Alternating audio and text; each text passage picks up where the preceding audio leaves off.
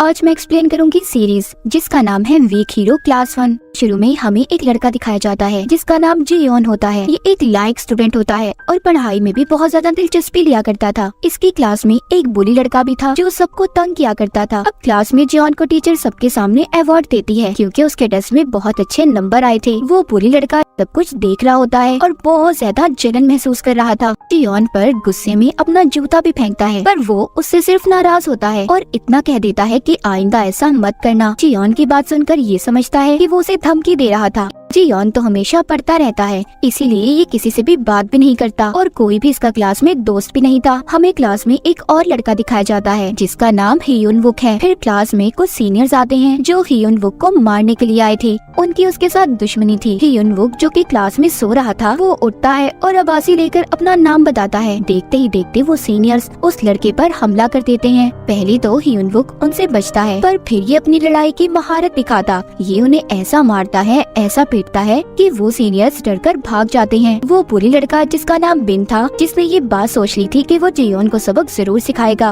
वो इसकी किताबें छुपा देता है। जियोन जो उधर से अपनी किताबें ढूंढ रहा था वो बिन और इसके गैंग के लड़कों को अपनी किताबों के बारे में पूछता है जिस पर वो कहते हैं हमें क्या पता, हमने तुम्हारी किताबें नहीं छुपाई। मगर इसे समझ आ गया था। ये उनके पास जाता है और उनसे अपनी किताबें मांगता है पर वो इसे देने से मना कर देते हैं और उल्टा उन्होंने इसे मारना शुरू कर दिया था। जियोन जो कि चुपचाप इनकी मार खा रहा था वो बिन और इसके गैंग के लड़कों को कुछ भी नहीं कहता। हालांकि जियोन की बहुत ज्यादा बेइज्जती हो गई थी। वो फिर भी चुप था मगर अब ये बात भी बिन को अच्छी नहीं लगती। वो सोचता है कि अगर उसे जियोन को सच में सबक सिखाना है तो उसे ग्रेड्स यानी कि नंबर्स में हराना होगा। वो अब कुछ ऐसा करने वाला था जिससे इसके पेपर में कम नंबर आएंगे। अब बिन अपने दोस्तों के साथ एक बार में जाता है जहाँ पर से वो ड्रग्स लेता है और ये इन ड्रग्स का इस्तेमाल जियोन पर करने वाला था। अगले दिन स्कूल में एक नया लड़का आता है जो कि बहुत अमीर था। वो इस स्कूल में इसलिए आया था क्योंकि पिछले स्कूल में कुछ लड़के इसे तंग किया करते थे। अब जब इनको ये बात पता चलती है तो वो उस लड़के के पास जाता है क्योंकि इसे समझ आ गया था कि वो अमीर लड़का डरपोक है। वो ये बात जानता था कि ये अमीर लड़का इसकी बातें जरूर मानेगा क्योंकि वो पहले ही डरकर इस स्कूल में शिफ्ट हुआ है। अब जब क्लास में पेपर स्टार्ट होने वाला था तो बिन अमीर लड़के को वही ड्रग्स देता है जो वो बाहर से लेकर आया था। उसे कहता है जैसे ही पेपर शुरू हो तुमने इस ड्रग्स को जियोन की गर्दन पर लगाना है जिससे वो हेलोसिनेट होगा और बेहोश होने लगेगा। जब पेपर शुरू होता है वो अमीर लड़का जो बिन से डरा हुआ था वो जियोन की गर्दन पर उस ड्रग्स को लगा देता है। जब जियोन पूछता है तुम क्या कर रहे हो तो वो अमीर लड़का जवाब देता है बस तुम्हारी गर्दन पर मक्खी बैठी थी, मैं तो उसे ही उड़ा रहा था। अब पेपर शुरू हो गया था। जियोन को चक्कर आने लगे थे, उसका सर भारी हो रहा था इसीलिए उसे कुछ भी नजर नहीं आता। ये फौरन से बाथरूम में जाता है जहाँ पर जाकर इसे पता चलता है कि इसकी गर्दन पर ड्रग्स लगाए गए हैं। इसे समझ आ गया था कि ये सब किसने किया होगा। अब ये वापिस से क्लास में बिन के पास जाता है, उसे और उसके दोस्तों को मारने लगता है यहाँ तक कि बिन के मुंह पर पर्दे को लपेट देता है। ये उसका गला दबा रहा था। वहाँ पर उसका सांस रुकने लगा था। बिन मरने ही वाला था। तभी क्लास का एक लड़का जो मार्शल आर्ट को जानता था वो जियोन को रोक लेता है। अगले सीन में हम बिन को हॉस्पिटल में देखते हैं जहाँ पर उसकी मॉम ये समझ रही थी कि मेरा बेटा मासूम है, उसे जरूर क्लास के किसी बदतमीज लड़के ने मारा होगा। तभी उसकी मॉम के पास प्रिंसिपल आती है। उनके साथ जियोन भी था। वो बिन की मॉम को वही ड्रग्स दिखाता है जो उनके बेटे ने इस पर इस्तेमाल की थी। ये सब देखने के बाद बिन की मॉम काफी शर्मिंदा थी। उन्हें पता चल गया था उनके बेटे का ही कसूर था। वहीं पर बिन के पास उसका एक कजन आता है। वो उसे सारी बात बता देता है क्योंकि बिन अब किसी भी हाल में जियोन से बदला लेना चाहता था। इसे अपनी बेइज्जती पर बहुत गुस्सा था। जिसके बाद हम देखते हैं कि जियोन अब वापस से स्कूल जाता है। वहाँ पर सभी उसकी इज्जत करने लगे थे। जब वो वापस स्कूल से घर जा रहा था तो वो बुरी लड़का बिन वहाँ पर अपने कजन और दूसरी लड़कों के साथ खड़ा हुआ था। बिन का कजन जियोन को थप्पड़ मारता है और सभी लड़के अब जियोन को अपने साथ कहीं पर ले जा रहे होते हैं। ये बात अमीर लड़के को भी पता चल चुकी थी और वो फौरन से हियुन वुक के पास जाता है उसकी मदद लेने के लिए। हियुन वुक उसकी मदद तो नहीं करना चाहता था पर जब वो अमीर लड़का उसे पैसों की लालच देता है कि मैं तुम्हें इतने पैसे दूंगा, मेरे साथ आओ, जियोन की मदद करने के लिए तैयार थे। उधर दूसरी तरफ बिन के साथी उसे एक अलग जगह पर ले जाकर बहुत मार रहे थे। ये उनका मुकाबला करने की भी कोशिश करता है पर नहीं कर पाता क्योंकि अकेला था। तभी दूसरी तरफ अमीर लड़का और हियुन वुक इसकी मदद को आ रहे होते हैं। ये जल्दी उस जगह पर पहुंच गए थे। हियुन वुक देखते ही देखते वहाँ पर सबको मार भगाता है। बिन और उसका कजन भी वहाँ से भाग गए थे। इन्होंने जियोन को बचा लिया था। हियुन वुक अब अमीर लड़के और जियोन को उस जगह पर लेकर जाता है जहाँ पर ये काम किया करता था। वहाँ पर ये तीनों बैठकर खाना भी खाते हैं। हैं। हम देखते हैं पहली बार जियोन किसी के साथ बैठकर खाना खा रहा था। पहली दफा उसे लग रहा था कि वो भी किसी का दोस्त हो सकता है। अगले दिन जियोन एक स्टोर पर जाता है। वहाँ पर उसे एक लड़की नजर आती है जो स्टोर से चीजें चुरा रही थी। जैसे कि ये लड़की लिपस्टिक को पकड़ती है और उसके ऊपर वाले हिस्से को मुंह में डाल लेती है, ऐसे कि जैसे वो लिपस्टिक को ऐसे ही बाहर ले जाना चाहती थी। जियोन उसे ऐसे काम करते देख रहा था। उसे बहुत अजीब लगती है। जब वो लड़की पकड़ी जाने वाली थी तो वो खुद को जियोन का दोस्त बता देती है। इस तरह वो स्टोर से जियोन के साथ बाहर आ गई थी। जियोन भी स्टोर वालों को कुछ भी नहीं बताता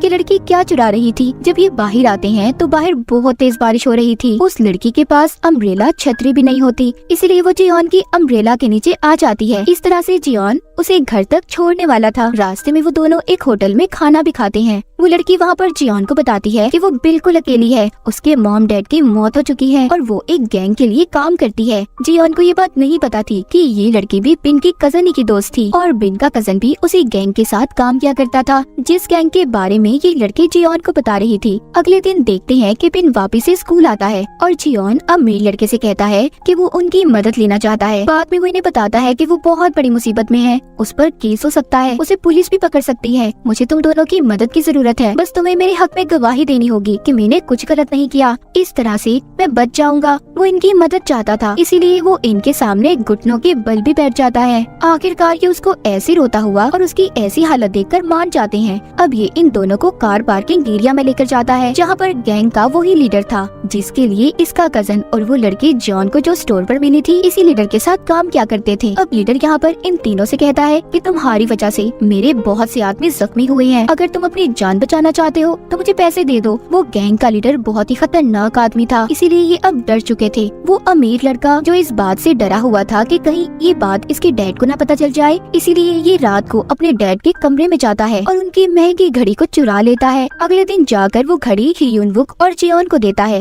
कहता है कि हम इसे बेच देंगे और पैसे लेकर उस लीडर को दे देंगे जिससे हमारी जान बच जाएगी। पर जियोन कहता है उसको पैसे देने की कोई जरूरत नहीं, मैं जानता हूँ वो गैंग का लीडर कैसा है क्योंकि मुझे एक लड़की ने इसके कामों के बारे में बताया था। जियोन उसी लड़की की बात कर रहा था जो उसे स्टोर पर मिली थी। वो कहता है हम अगर उस गैंग के लीडर का काम पुलिस को बता दें और इस तरह से वो गैंग का लीडर पकड़ा जाएगा। इन सब में वो लड़की भी जियोन का अब साथ दे रही थी क्योंकि वो भी उस गैंग के लीडर के लिए काम कर करके तंग आ चुकी थी। ये अब उस लीडर को कॉल करते हैं, कहते हैं कि हम तुम्हें पैसे देना चाहते हैं, इसीलिए उसे एक जगह पर पहुंचने का कहते हैं। वो गैंग का लीडर अब अपने आदमियों को लेकर उस जगह पर पहुंच जाता है। वहाँ पर जाकर हियुनवुक उससे कहता है कि मैं जानता हूँ तुम कौन सी ऐप चलाते हो और किस तरह से नौजवानों को लूटते हो। मैं ये बात पुलिस को नहीं बताऊंगा बल्कि तुम्हारा इस ऐप को चलाने में मदद करूंगा और इसे और भी बेहतर बना दूंगा। गैंग का लीडर ये सुनकर खुश हो जाता है और इसे अपनी गाड़ी में बिठाकर ले गया था। हियुनवुक ने स्मार्ट घड़ी पहनी हुई थी। जब लीडर इसे अपनी जगह पर लेकर जाता है तो ये अपने दोस्तों को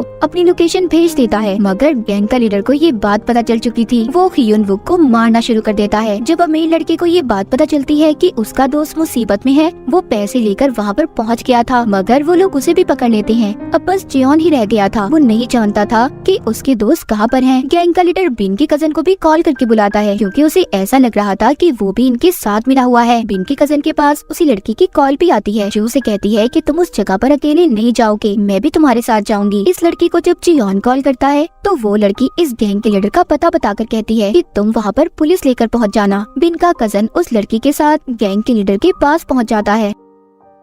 अब गैंग लीडर को और भी ज्यादा गुस्सा आ गया था। वो बिन के कजन से कहता है कि मैंने तो तुम्हें अकेले बुलाया था, तुम इस लड़की को भी अपने साथ ले आए हो, इसलिए गैंग का लीडर उस लड़के को भी मारने लगता है। पर वहाँ तभी पुलिस आ गई थी और जियोन भी आ गया था। पुलिस के आने की आवाज को सुनकर गैंग के सभी लोग डरकर भाग गए थे। जियोन अपने दोस्तों को आजाद करवाता है, पर तभी वहाँ पर थोड़ी ही देर बाद दोबारा से गैंग का लीडर और उसके आदमी वापिस आ जाते हैं। लीडर को ये बात पता चल गई थी कि जियोन ने अपने फोन में पुलिस की सायरन की रिंगटोन को लगाया था। पुलिस तो आई ही नहीं थी, इसीलिए दोबारा से दोनों के दरमियान में लड़ाई शुरू हो जाती है। पर कुछ ही देर में यहाँ पर सच में पुलिस आ गई थी और फिर सभी को पुलिस पकड़ लेती है सिवाय उस लड़की के जो भाग गई थी। मगर अमीर लड़के का वकील दोनों को छुड़वा लेता है। हम जियोन और अमीर लड़के को देखते हैं जो हियुनवुक के पास बैठे हुए थे। हियुनवुक काफी जख्मी था क्योंकि उसने बहुत ज्यादा लड़ाई की थी, उसकी हालत खराब थी, फिर भी वो मुस्कुरा रहा था। उसको हंसता देख जियोन भी मुस्कुराता है। इन दोनों ने पहली बार जियोन को हंसते हुए देखा था। दोनों हैरान रह जाते हैं।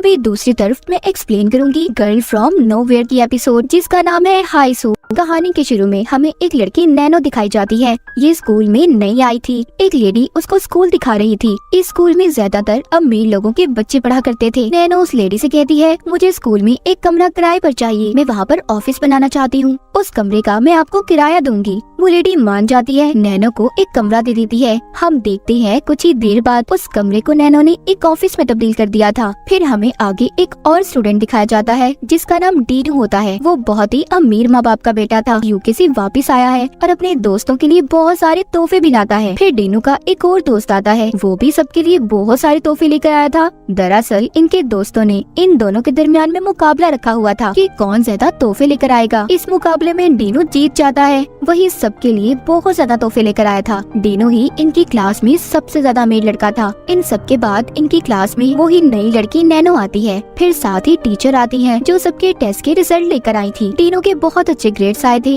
पर जो उसके पीछे लड़का बैठा हुआ था जिसका नाम पॉप था, उसके अच्छे नंबर नहीं आते। वो डीनू के नंबर देखकर परेशान हो गया था। वो सोचता है कि मेरे अच्छे ग्रेड्स क्यों नहीं आए। तभी उसे नैनो देखती है और कहती है कि तुम्हारी प्रॉब्लम का हल मेरे पास है, और इन्हें अपने ऑफिस में आने का कहती है। कुछ देर के बाद ये सब नैनो के ऑफिस में जाते हैं। वो पॉप से उसका रिजल्ट काट लेती है। वो उसे एक मशीन में डाल देती है जिससे वो रिजल्ट कार्ड टुकड़े टुकड़े हो गया था। ये सब परेशान हो जाते हैं। थोड़ी देर बाद नैनो पॉप को वैसा ही पेपर देती है जो बिल्कुल पहले जैसा था। उसमें पॉप के ग्रेड्स बहुत अच्छे लिखे हुए थे। वो बहुत ज्यादा खुश था। वो सोचता है उसके मॉम डैड अब उसे कुछ भी नहीं कहेंगे, ना उसे डांट पड़ेगी, क्योंकि उन्हें पता ही नहीं चलेगा कि ये फेक नकली रिजल्ट कार्ड है। नैनो सबसे कहती है, तुम्हारी हर प्रॉब्लम का हल मेरे पास है। सब पूछते हैं तुम क्या क्या कर सकती हो, जिस पर वो मुस्कुराती है और कहती है सब कुछ। फिर नैनो के पास एक और स्टूडेंट आता है और कहता है कि पहले मैं जिस लड़की को पसंद करता था अब वो किसी और को टाइम देती है और मैं चाहता हूँ कि मैं उस लड़की को सजा दूँ। नैनो कहती है तुम्हारा काम हो जाएगा। अगले सीन में हम देखते हैं वही लड़की जो अब किसी और लड़की के साथ थी। वहाँ पर कुछ गुंडे आते हैं और उस लड़के को मार देते हैं।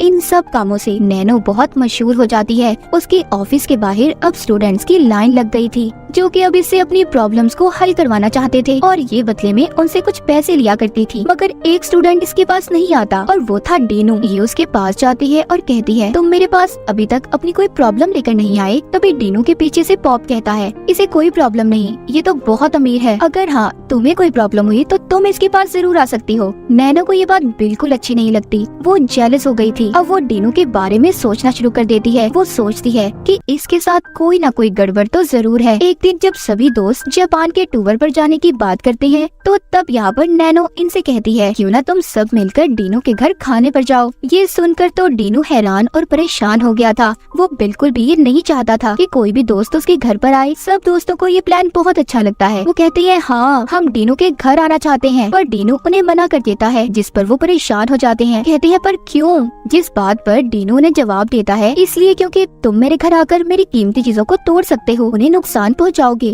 और अगर तुम लोगों ने ऐसा किया तो मेरे मॉम डैड मुझ पर गुस्सा होंगे। मगर अब डीनू के दोस्त उसके घर आने की बार बार जिद करते हैं और उसे नाराज भी हो गए थे, ये कहकर कि शायद तुम तो हमें अपना दोस्त ही नहीं समझते हो। अब जब डीनू ये देखता है कि इसके दोस्त उससे नाराज हो रहे हैं तो ये मजबूरी में हाँ बोल देता है। इसके बाद ये अपनी गाड़ी में बैठता है और ड्राइवर को अपने घर का पता बताता है। ड्राइवर इसे इसके घर पर छोड़कर चला जाता है। जैसा हमने सोचा था कि डीनू बहुत अमीर होगा, इसका घर महलों जैसा होगा, पर ऐसा कुछ भी नहीं था। ये तो असलियत में बहुत ज्यादा गरीब था। इसके मॉम डैड तो दिन रात इसकी पढ़ाई के लिए बहुत सख्त मेहनत किया करते थे। इसके लिए उन्होंने क्या कुछ नहीं किया, वो इसे घर के काम तक नहीं करने देते थे। वो चाहते थे कि बस ये पढ़े और अपना फ्यूचर आने वाले कल को अच्छे से बनाए, पर इसने अपने दोस्तों के सामने झूठ बोल रखा था कि ये अमीर माँ बाप का बेटा है। अब डीनू बहुत परेशान था क्योंकि वो जानता था इसका झूठ अब सबके सामने आने वाला है कि वो अमीर नहीं बल्कि बहुत ही गरीब है। डीनू बहुत सोचता है। आखिरकार वो ये फैसला करता है कि वो अपने दोस्तों को मना कर देगा कि वो उन्हें अपने घर नहीं ले जा रहा। तभी ग्रुप में नैनो का मैसेज आता है।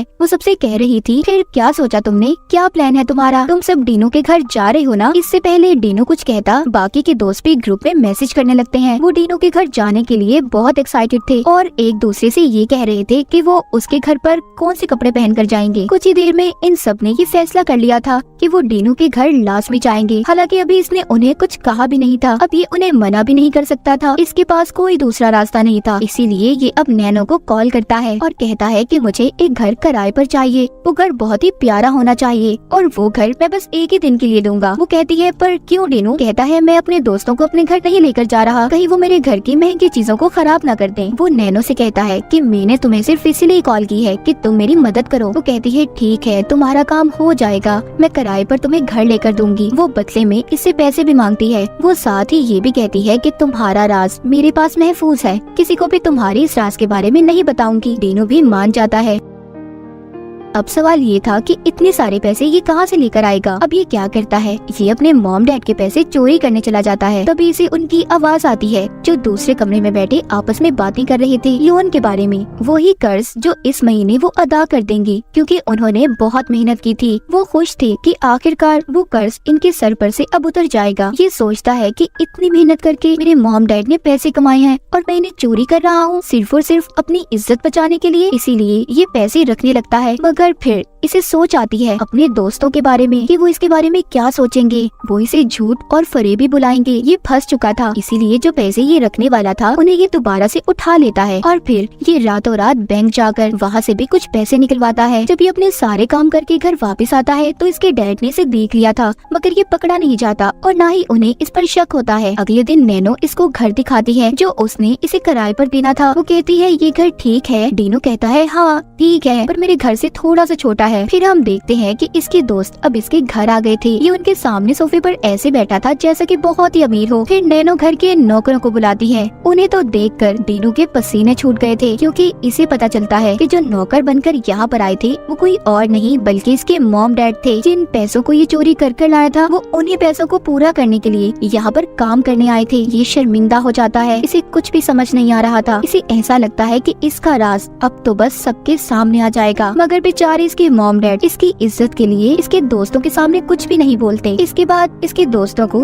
डाइनिंग टेबल पर बिठाया जाता है और उन्हें अच्छे अच्छे खाने खिलाए जाते हैं। इन्हें ड्रिंक भी पिलाई जाती है। जब ये उसे पीते हैं तो इन्हें पता चल गया था कि ये सिर्फ एक फ्रूट जूस है। वो सभी नौकर यानी कि डीनू के डैड पर गुस्सा करने लगते हैं, जिस पर डीनू के डैड इनसे कहते हैं कि बच्चों अभी तुम्हारी इतनी उम्र नहीं है कि तुम शराब पियो। तभी ये बात सुनकर पॉप को बहुत गुस्सा आता है। वो कहता है कि आप होते कौन हैं? आप हमें सिखाएंगे कि हमें क्या करना चाहिए। डीनू भी वहाँ पर कुछ भी नहीं बोलता, हालांकि वो देख रहा था कि उसके दोस्त उसके डैड की बेइज्जती कर रहे थे, मगर वो खामोश रहता है। बाद में इसके दोस्त ये भी कहते हैं कि हमें वाइन पीनी है। डीनू को कुछ भी समझ नहीं आ रहा था कि वो क्या करे। वो सोचता है कि अब इसके दोस्त इसके मॉम डैड के सामने वाइन पियेंगे, इसे भी पीनी पड़ेगी। और अब ऐसा ही होता है। इसके मॉम डैड वाइन लेकर आते हैं। डीनू को भी अपने दोस्तों के साथ पीनी पड़ती है, मगर इन सब में हम देखते हैं कि डीनू के दोस्त इसके मॉम डैड की बहुत बेइज्जती कर रहे थे और वो उन्हें कुछ भी नहीं कह रहा था। यहाँ पर हर चीज से बचने के लिए डीनू अपने दोस्तों से कहता है कि अब तुम्हें यहाँ से दूसरे कमरे में जाना होगा। वहाँ जाकर भी वो डीनू के मॉम डैड के बारे में बात कर रहे थे। वो कहते हैं देखो डीनू के नौकर कितने बदतमीज हैं। अब यहाँ पर ये गेम खेलते हैं, एक गन लेते हैं और बारी बारी शूट करते हैं। उन्हें पता था कि गन में गोली नहीं है, पर अब वो रिस्क लेना चाहते थे। बारी बारी सब अपने सर पर गन रखते हैं और उसे चलाते हैं। जब डीनू की बारी आती है तो वहाँ पर उसके डैड आ गए थे और वो उन सब बच्चों से कहते हैं कि तुम इस तरह की खतरनाक गेम क्यों खेल रहे हो? क्या तुम नहीं जानते कि तुम्हारे मॉम डैड तुम सबसे कितना प्यार करते हैं और तुम ऐसी गेम्स खेल रहे हो? ये बात तो